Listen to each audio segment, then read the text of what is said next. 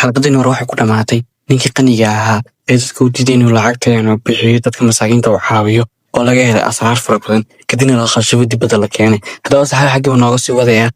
waa iminkana waxaan soo garanay qeybii ugu dambeeya animiga. maanta waxaan hayaa noo wada qeybtii ugu dambeyso khulaasa ah. salaajliga muuqaalka like saara, kanaalkana subscribe soo saar. kanaalka waxaa gaadhay jug weyn oo strike baa ku dhacay. salaajliga dad layta ku caawisiin ayaanu strikeaas naga baabo asxaabi ee fadlan layta ku caawiya. iminka inoo bilaabay xalqadayna maanta. kadib markii ninka si asraarta lagu helo ayaa wuxuu idhaahdaa asraarta sideebay awood u yeesheen inay aniga iga helaan aniga oo asaasa oo ah wasiirka cuntada ah.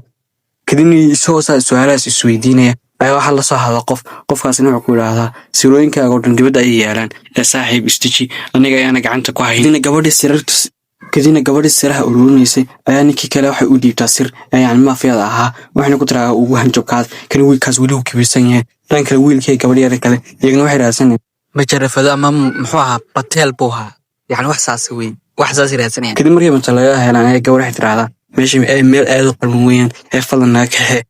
waan dhibsaday. kadib ninkiisoo meesha iska fadhiya ayaa wuxuu yimaada laba nin waxaa lagu dhahaa saaxib shaqadaada way dhamaatay ee fadlan iskaga soo bax shaqaad noo haynaysiin ma jirta. markaa saaxib wuxuu idin ku xiblaan qaylo yidhaa seeba saa ugu dheeratay maana saas igu leedii masaa lagu yidhi fadlan intaan feer ilaa kula dhicin oo dibada kuu tuurin fadlan iskaga soo bax meesha. markaas ninkuu naxa waxaan idhaa oo kayf sidee saasaa u samaynaysa maxaa anigu samaynaysa masaa lagu dhahaa shirkadana haysa shirkadaada ma aha waa shirkad loo yaqaano telfian. markaasuu dhaha telfian maxaa ay keenay shirkadeeda joogahay masaa lagu dhahaa indhaha su fiican kala qaad. markaas ninkii markuu si fiican kala qaado wuxuu arkay in shirkadda uusan u joogay shirkadiisii bay ahayn sababtuna ah in shirkaddan wiilka indhahiisa laga saxray oo wiilkeeda saaxiibka ayaa sixray oo saas ayuu waxba u kala garanay. markaas waxaa lagu dhahaa xadgudub ayaa samaysay shirkad aan lahayn bas ka fadhiisatay hadda kadibna laga eriya shaqadaadii dhanka magaalada ama tuuladana waxaa tahay tuug. markaas ninka sharafta markii dhulku istaaga waxna ibraahim ooyo. markaas wiilkii waa hadla waxna ku dhahdaa anaga daa hadda wax noo diidin maalin kale kuu soo laabano kuu baahano saas ayaa kuu dambayn doonsa. markaas wiilkii kaleto isagoo gabadheer iskala jooga meesha doontiisa maafiyada iska jooga ayaa waxay yimaadaan raggaasna waxay gabadha anaga adoon noo tahay oo hooyada aabaheed ayaa naga iibiyey ee fadlan nagu soo wareeji haddii kale gacan laag baan kaaga soo wareejinayna. markaas gabadha waxay tiraahdaa ma rabo inaan dagaal waxaas ku geliyo fadlan fadlan gacanta iga qaad fadlan faraha iga qaad raggaas ayaan u tagayay. kadib ninkii isagoo gabadhyada isku murugsan ayaa waxaa bilaaban lacag fara badan wejiga laga jira ninkii waxaa lagu dhahaa qabso lacagtaas gabadheerna faraha ka qaad hadda waa xor aniga ayaa kaa iibsaday gabadheer. kadib markuu gabadh ka iibsay wuxuu ku dhahaa gabadheer xor ayaa tahay noloshaada ku raaxayso mar dambana ana caddooni mid noqonaysid. kadibna markay maqlaan hadalkaas labadii qof waxay bilaabeen inay farxaan. labadan qofna wiilka wuxuu ku dhahaa gabadhi meesha taagneed hadda ka hor magaalada soo socota mase wuxuu idhaahdaa magaalada waxaa socota wax weyn baa soo baxay oo dadkan rabaynay ninkii boqorkii la kulmaan ay gabadheerna kasoo badbaadiyaan waxshi weyn ayaa keynta ku jira kaasoo ay u diidi doon hadhow in ay galaan. hadda mid baa jirta asxaabi dadkan asxaabta ah waxaa jirta gabadheer kale miskiina ku nooleed keyntan ama tuulada kamid ah taasoo boqorka afduubtay. waxayna tiraahdaa boqorku waxaa jira 7 qof oo isku dayay gabadhaas kasoo badbaadiyaan laakiin gabadhaas ay miskiinta markay isku dayeen kasoo badbaadiyaan 7 qof xogtooda waa la gubay iyagana waa la laayay. kadibna 7 qof xiblaanayeen in isku dayeen meesha yimaadaan. kadibna keynta markay soo dhex socdaan ayaa waxay arkaan wax diino dadka 3 qof oo kamid ah dadka masaakiimaha ayuu soo weeraraa laakiin 3 qof intuu soo weerarin gabadh yar seefta taqaani ayaa dhulka la jarta wax dhulka ay ku dhaca laakiin mid ay suxnu dhaawaca. kadib kii la dhaawacay ayaa gabadh yar miskiinta taqaanay saa dadka qalinka loogu sameeyo ayaa qalinka ku samayso oo aad u daweysan ninkii ilaa uu ka caafimaado. kadib markay la yaabaan awoodeeda ayaa dhanka gabadh seefta taqaanay waxay la dagaalamaysaa ninkii yeyga ahaa ama wixii yeyga ahaa qoortay ninka goysaa ugu dambayna ka guulaysataa. waxay tiraa hawshii koobaan dhamayn haddana carrasiiya intaan la dilin gabadh yar miskiinta ah ninka boqorka daalinka uusan dilin waana ka faa'iidaysanaa waqtigan haysano in carrasiiya. kadib iyagoo soo caras leh ayaa waxay yimaadeen ninkii qaayidka ninka boqorka wasiirka u ahaa wuxuu idhaahdaa xagee ku socotay mase ku dhahaa meesha ku socon oday garanay. kadib 3 nin kamid ah askarta ayuu ku diraa kadib 4 qof oo la soo qabto waxaan idhaahdaa 4 qof inagoo 4 qof ee ugu cadaad badan dambiilayaasha waa nolosha inuu igu gubaya. kadib wiilkii markuu arkay arrinkaas ula yaabo anaga nolosha nagu gubisay maxaa lagu sameynaa anagu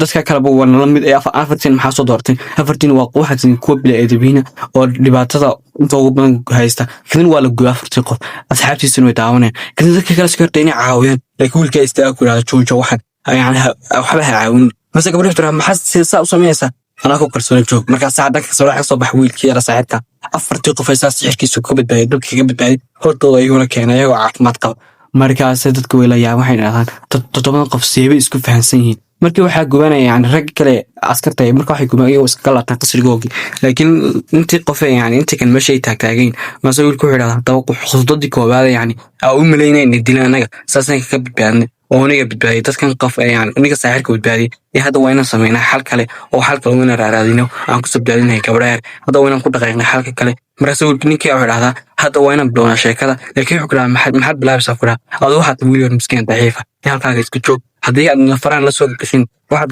yani dhibaato yaa la kulmaysaa markaas ninka wuxuu bilaabay xanaaqo ku dhaha mana saas ugu leedahay wuxuu ku dhaha haa saas adag ugu leeyahay kadib wuxuu bilaabay kusoo dhaqaaqo laakiin wiilku isna wuxuu bilaabay caayo ku dhaha joog halkaaga ku dhaha awood ma lihid daciif baa tahay maxaad isku waalaysaa mase gabadhi kale la hadasho waxay ku tirahdaa waa lagaa saxan yahay ee adu iska kaalay waxbaa la dagaalamin toddoba qof ayaa yani nooga filan inaan ay noo socinaa gabadha yar boqorada ah ee ninka boqorka oo haysto rabo inuu dilo kadibna wiilkii la hadasho waxay ku tirahdaa wiilkii oo aad ba maasan tahay laakiin adigu waxaa tahay qof adag yani dadka sida loola naxariis loola hadlo mataqaanin ee fadlan waxaan kaa codsanaya dadka naxariis loola hadlo gacantiisa ayayna fiirisaa waxayna aragtay in gacantiisa guban tahay mase ku tana maxaa gacanta kaa helay masuula taas waa sheeko dheer haddana waqti ma haayo anaa kaaga sheekayn doona kadib dabki markay meesha ay gubaan dabkii uu dhammaado ayaa wuxuu idhaha hadda waa inaan tagnaa meesha qasriga ahayd laakiin qasriga intaana gelin waa inaan la kulno ninka boqorka sababtoo ah ninkan boqorka haddaan qasri galno waxa laga yaaba dabneer badan noo dhigi laakiin ninka boqorka waxay saa gabadh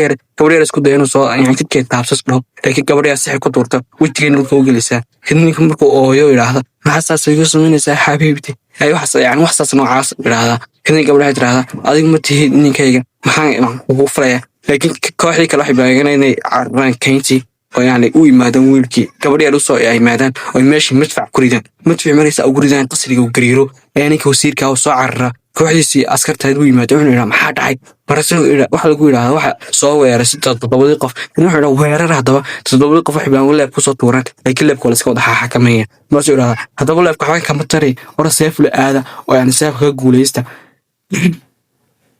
cafwan toddobada qof seefka kaga guulaysa markuu dhaho laakiin seefta waxba ay ka tiri weyso ayaa gabadh waxa soo baxay seef taqaani waxayna tidahdaa aniga ay idii baxaya oo intiina naga filan dekaysa kameerka ka dhigtaa markay guulaysatay iyadna ayaa toddobada qof yani koox labadii qof ee kale soo hareen qasriga ay soo galaan kadib iyaga qasriga soo socda oo yani qasriga quruxdiisa la yaaban ayaa hal mar la istaajiyay gabadh yar istaajisay wiilkii sababtaa nin saaxiira ay kusoo turay awood wuxuu ku dhahaa dhaqaaqinaniguna markaasaa ninkasta wasiirka u xanaaqa wuxuu idhaa inagu maxaad qabanaysiin darsada orda la dagaalama laakiin waxaa soo baxay wiilkii saaxiirkii wuxuu bilaabay inuu ka cabsiiyo idhaahdo hawadan haysta waa hawo sun ah haddana neefsoo dhimanaysid kadibna ragga way carareen meesha intayn cararinin ay meesha ka tagin hawaday neefsadeen ba waaba sun bay noqotay oo ay ku dhintay dhilanka gabadhi kale waxay la dagaalamsa ninka saaxiirkii wuxuu bilaabay inuu ka gamiso xagga dabana kaga imato wejiga dhulka ugu jeedaa waa inay dishaa kadib markay ka guulaysato ayaa wiilka ku dira oo carar oo qolka gabadhi joogto waa qolkaasi oo aad kadib wiilka wuxuu bilaabay qolkii soo aas dhaho laakiin ninkii wasiirkaas ku dayay inuu tallaabo qaas dhaho laakiin wiilka gabadhi ay hor istaagtay markaasaa wiilku waxaa arkay gabadhii gacmaha laga xirxiray oo ku jirta xaalad deka ah oo yani quus ku jirta kadib markuu soo dhawo is dhaho xabad baa wejiga dhabarka yani kaga taala wadnaha xabad yaa ku jira waa ninka boqorkii maasaa wiilku soo istaaga waxay idhahdaa jaakadan aan xidhan waa jaakada siyaasiyiinta ama dadka madaxda ay xidhaan oo xabad haddii lagu soo tiro waxbana kama tarayso markaasa ninka uu naxa wuxuu idhahdaa waay xabadan waxba kama taraysa miya kadibna wiilkaa intuu xabad ka qaato ku cisoo kusoo jeediyaa gacanta inuu kaga jiidaa oo yani wuxuu kaga turay mididuu haystay kadib wuxuu adaan kugu dilay haddaba masuu ninka idhaa iska tii xafadan haydir aan ku barayaan laakiin wuxuu idhahdaa faatal awaan waqtigu kaa tegay saaxib ee salaamo kadibna wuxuu bilaabay isagoon ku jiiday xabadii kadib markuu saa xabad ugu jiido oo sujuudda uu ka gelay saas uu ku dhinto ayaa gabadha wuxuu bilaabay xarkay kasoo furfuro isdhaho gabadhi markuu xarkiisa uga furfuro ay gabadhi soo sar kacdo ayaa wuxuu arkay in gabadhu tahay gabadh miida laakiin indhaheedu way isbedeleen oo yani waxa ka dhex kacaysa ruux ayaa ka dhex hadlaysa ruuxdaasna waxay leedahay toddobadii qof waad mahadsantihiin fadlan iskaga laabtay dhulkiinii anigu ay badbaadisan intaa badbaadisan waad ku mahadsantihiin wiilkii isagoo waxba la yaaban ayaa hal mar gabadha caadi soo noqotaa wayna soo caafimaadaa indhaheediina caadi ay soo noqdaan wax walba siis ay kusoo laabtaan laakiin xoogaa xasuusta ayaa khafiif ka noqotay oo Sufyaan waxa uma xasuusato maadaama ninkii boqorkii badan u geystay gabadheen miskiintan waxa ka sheekaysan ninka dhibaatada u geystay halkaas ayaa saxaabi gabadha boqorada ahayd ay ku dhamaatay toddoba qof waxay ahayd toddoba qof oo tuulo dhan fuqara ka dhigay sidoo kale waxay ahayd toddoba qof oo boqortooyo dhulka dhigay oo inaga arkay dhulka u dhigay marka asxaab la yahay ee la iskaashanayo waxa laga baranaya in meeting waa asxaabta iyo isdulnimada in guul lagu gaaro intaas asxaab ku soo gabagabeynayna muuqaalkeena fadlan muuqaalka waxaan jeclaan saar kanaalkana subscribe saar maca salaamaha wa shuufukum fi xalqa jaay